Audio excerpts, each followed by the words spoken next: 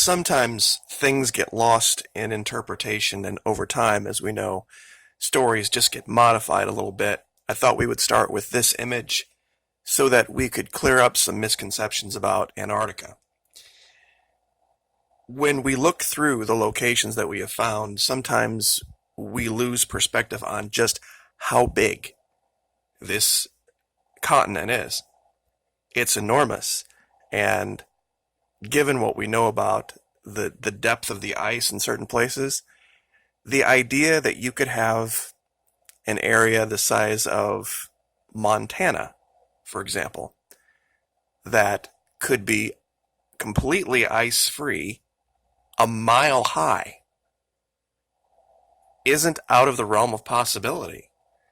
You could have an ice dome over an area a mile high, still have 2 miles of ice above it, but be completely livable. Have there be a surface and have there be trees and water and all sorts of stuff.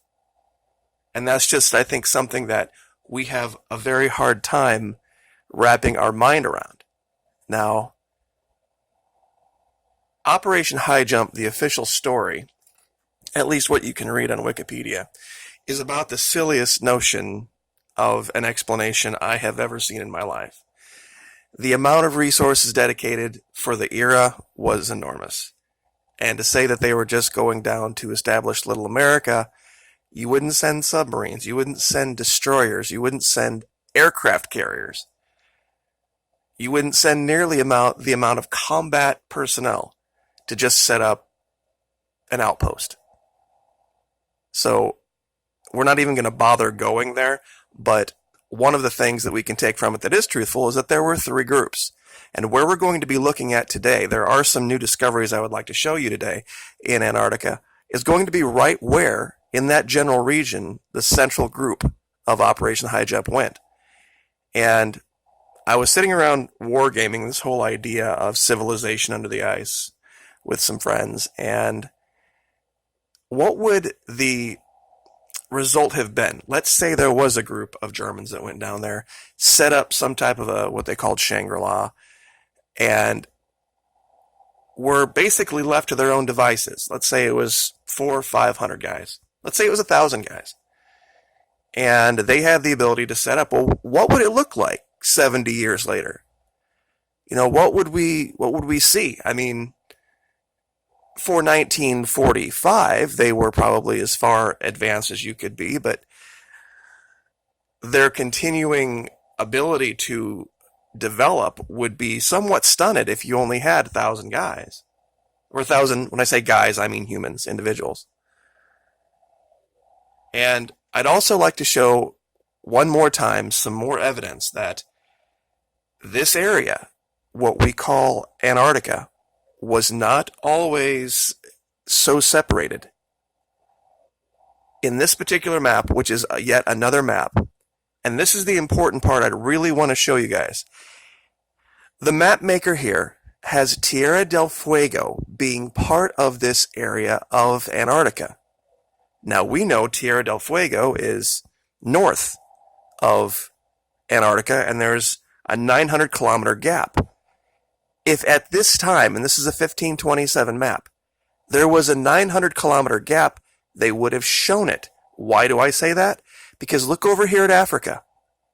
There's an equivalent gap between Africa and this area they call Psittacorum Regio. Why did the map maker here have the distance between South Africa and Antarctica correct, but not over here? This would have been as easy to determine as this.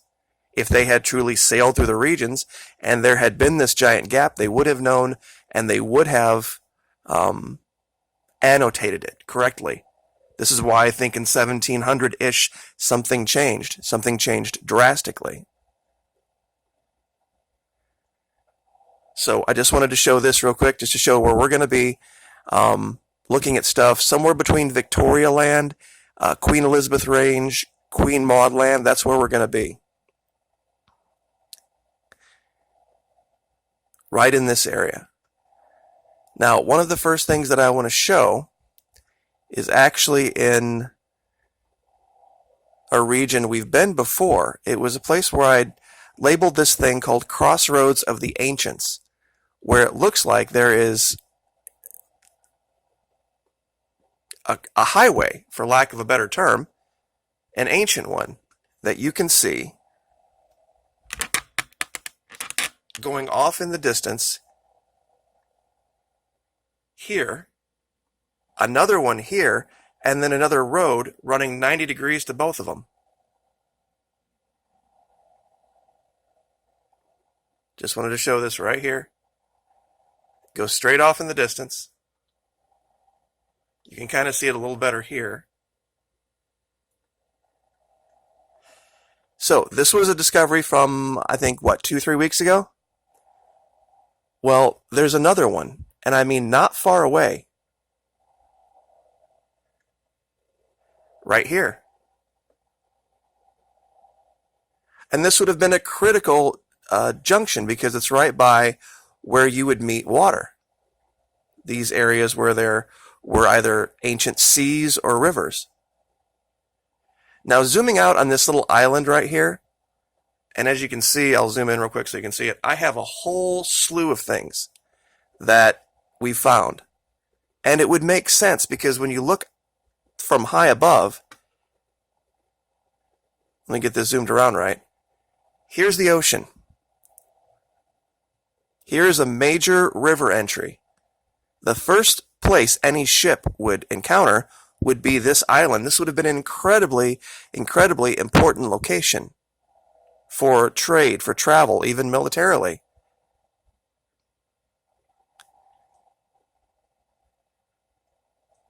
And there are just some very, very strange things that, we'll get back to that one in a minute, that are just inexplicable. One of them is what looks very clearly like an entry into the mountain. And this is what we were talking about wargaming. There's an idea of hollow earth, and I'm not discounting the idea of there being caverns and tunnels, but the entire globe is huge. If you went down, ancient man went down 5, 6, 8 miles below the surface, they would have probably believed the entire earth was hollow, but we know for a fact that 5 miles is barely scratching the surface. It doesn't mean they were lying, and it doesn't mean that the earth is entirely hollow all the way through. It just means the surface, the top 5 to 7 miles, is honeycombed. And, you know, if you're 5 miles down or you're 50 miles down, the effect is the same thing. But this looks way too constructed for this to be natural. And I think this would have been one of the things that an expedition down there would have eventually had to do. They would have had to branch out. They would have had to do more discovery. And over here, look at the rectangular shape of whatever is scrawled into the side of the mountain here. I'm not sure what the function is here of this, but when you look at it from a distance, it's very, very not natural. Many of you have said no 90-degree angles in nature, and you're absolutely right. Absolutely right. And looking at some of these structures, if you think you can go to the Rocky Mountains or the Andes or the Himalayas and find the things that we found in Antarctica, you can't. You just absolutely cannot. This area here, and I know this looks like just a bunch of rock, but when you look at it from a distance, it looks, there's a 90-degree angle here. I know you can't hardly see it, but it's right here. This looks like some type of a lookout post on the side of a mountain. And there's a road directly below it, running through here.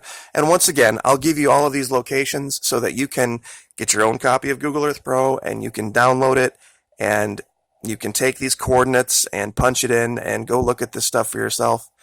The more people we have doing this, the more disclosure we will have, in the sense that people will see this as not just conspiracy, they'll see it as truth. an accepted fact and truth. Here's another location where it looks like, and I'm kind of ambivalent on this one because of the angle. This might just be a pond, but something about it, especially this right here, looks very constructed. And if we get the camera angle just right, if this truly is just a pond of water right here, you have to wonder what this was, or what its function was, because there's other stuff around that just, I know it's kind of hard to see, but maybe I'll zoom in here. You see the reddish right here? You have to wonder what would be going on here that would have caused that. And when you look in closer over here too, you see green. See, this would be, I think this is the biggest fallacy we need to debunk, is that there's not greenery, there's not vegetation. And when you would have that, you would then necessarily have the ability to raise some type of livestock. If you could feed them, then you could continue to do that. And 70 years on now from that era, I think we might be seeing the effects that there might have been generations that have lived their entire lives down there.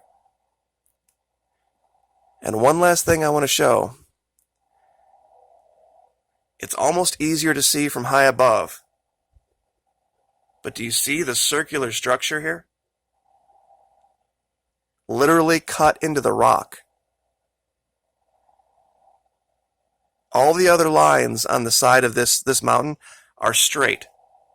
But then you get to this area, and all of a sudden there is this perfect circle cut into the rock. And I guess I'll leave it there. 12 minutes. Quick apology. I guess it's kind of an apology. I'm uploading in 4K so we can get the max detail that we can possibly show so that people can see things. Unfortunately, it's going to make buffering happen. It's going to take a little bit longer sometimes to stream. There's a little gray line at the bottom of the video when you click on it. If you just press pause and let that gray line behind the red line grow, you'll get more of the video that you can watch at a time. So anyway, I just want everybody to have the best view possible, and uploading in 4K is the best way to do that. So next video, I'm going to have a really important announcement about coming up in the holidays. Last year, Florida Maquis gave away over $5,000. We're going to be doing something like that this year. Not quite at that level, but we're going to be doing a giveaway, and I think a lot of you are going to be very interested. And we'll leave it there. Like, share, subscribe.